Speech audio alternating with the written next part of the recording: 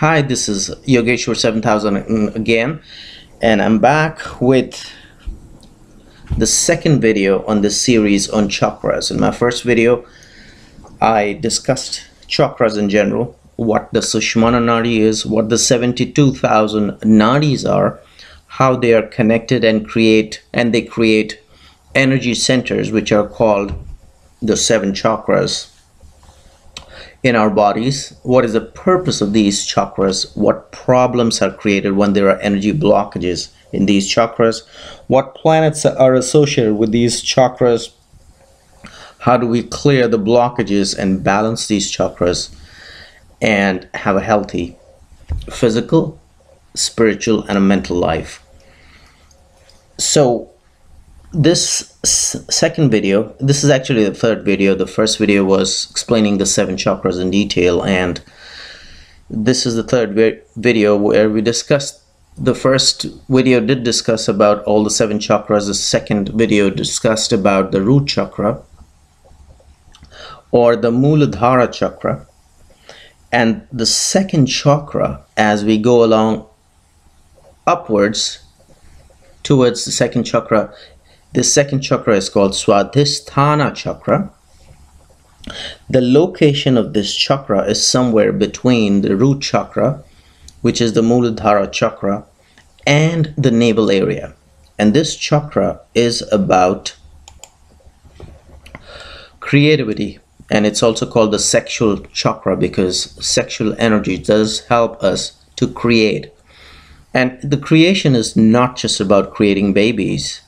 It is about creating anything, because as humans we have a basic nature to create. It could be a project, it could be anything related to our jobs, our day-to-day lives, our relationship with people. So we're always in the process of creating something new. And when there is a blockage in this chakra, there is a problem related to creativity. And also, of course, the physical problem it manifests is definitely sexual dysfunction, because this chakra definitely is about it is about sexual energy as well.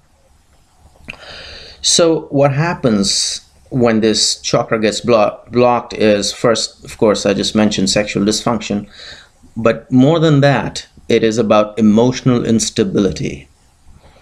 One could get depressed. Why? Because the element of this chakra is water, and the planet associated with this chakra is the planet Moon. So how do we deal with this problem? Of course, other than the emotional instability, another problem which manifests in a physical form is, you could see a person and there could be some excessive flab or fat around that area, which is between the root chakra and the navel area. So sometimes it's not just about just the emotional and the other emotional dysfunctions. It could manifest into some physical problems as well, as I've explained in my last video related to the Muladhara chakra. So this is a very important chakra because it's about creative energy. And we, like I said, we as humans naturally like to create. And whenever there's a blockage in this chakra, there is a problem in creativity and everything just stops. So how do we balance this chakra and how do we open this energy flow? And there are several ways of doing it. First, there are asanas, yogic postures. Then there are sounds which could be represented through mantras, and there could be colors and gems. And like I mentioned, that the planet associated with this chakra is Moon. So you can use colors and gemstones also to balance or clear the blockages around this chakra. So as far as the breathing is concerned, we know that there are two very important nadis, or these subtle flow of energies. And two of these very important nadis, out of the 72,000 nadis which I've discussed in my earlier videos, there is a nadi called Ida nadi, which is connected to the left nostril. And there is another nadi called the Pingala nadi, which is associated with the right nostril, or rather connected with the right nostril. The left nostril is a cooling nadi, and the right nostril is connected with a little warmer nadi, which is right opposite to the Ida nadi, which is connected to the left nostril. So Ida is connected with the left nostril, and Pingala nadi is connected to the right nostril. The left nostril nadi, Ida nadi, is cooling, and the right nostril nadi is warmer.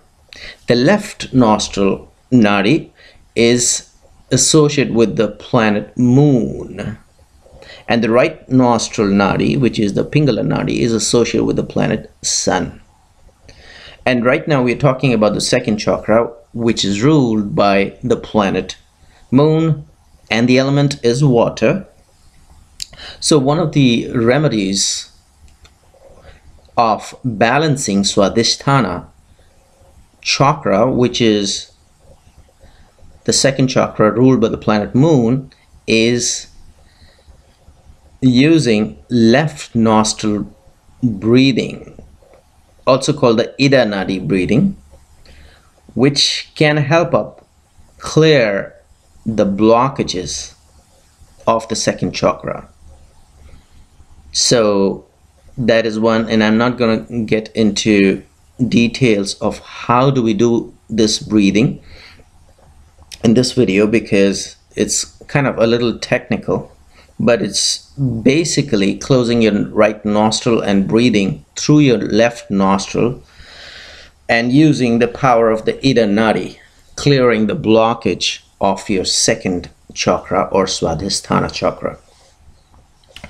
So it's slightly technical, so you can learn it under the guidance of a good yogic master who knows something about pranayama. Pranayama is the breathing technique, the ancient yogic breathing technique.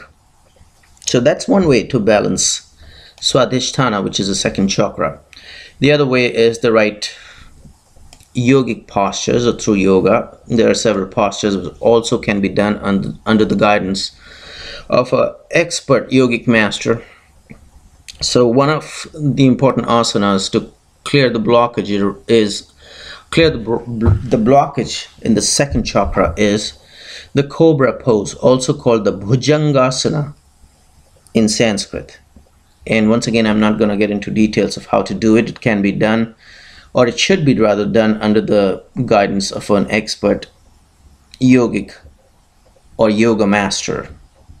So that's another way to clear the blockages in this chakra. Sounds, again, the mantra, the right mantra. And the mantra which is associated with the second chakra or the Swadhisthana chakra is VAM. And if you can write down VAM, you'll come up with the right pronunciation.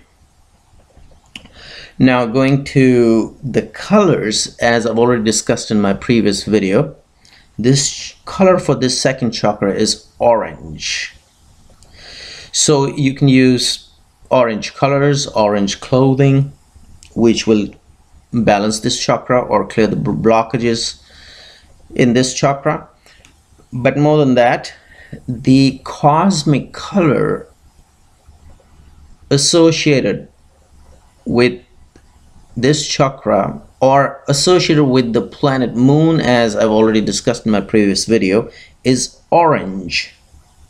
And the cosmic color associated with the gemstone pearl is orange. Pearl looks white to the eye, but the cosmic color of the gemstone pearl is orange. So pearl can be used very, very effectively to clear this chakra.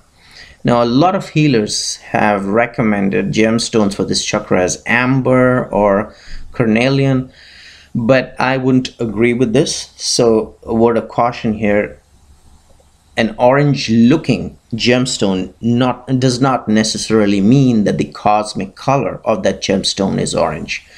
Pearl is very, very strong in the cosmic color orange, so it can be used very effectively. However, another thing of caution here, that please do not use this gemstone without consulting or without analyzing your Vedic birth chart, because sometimes if we use a gemstone which does not go well as per your Vedic birth chart, it can actually produce reverse effects.